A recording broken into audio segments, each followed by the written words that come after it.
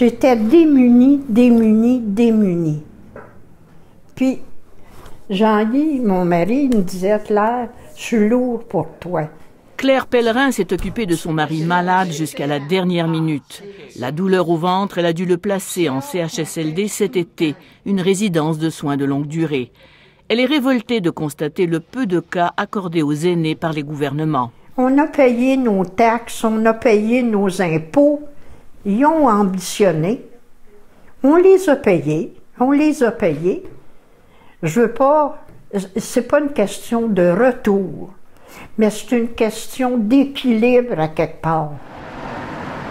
Claire est venue chercher du répit ici, au regroupement des aidants naturels de la Mauricie. Situé au Cap de la Madeleine, il regroupe 700 membres.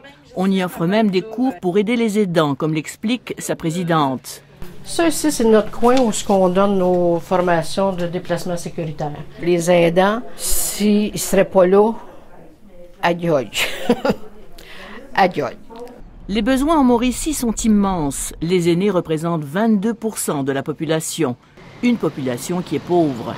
Depuis 5 ans, on y a amorcé un virage important de soins à domicile, comme l'explique cette gériatre. Vraiment, là, ça s'est adapté, hein, parce qu'avant, on marchait plus, là.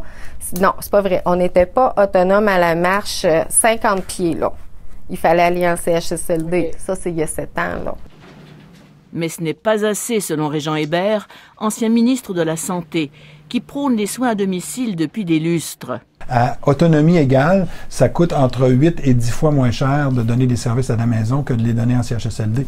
Il donne les pays scandinaves en exemple. Le Danemark qui consacre 75% de son budget des soins à long terme à domicile et seulement 25% en institution, c'est complètement l'inverse de nous.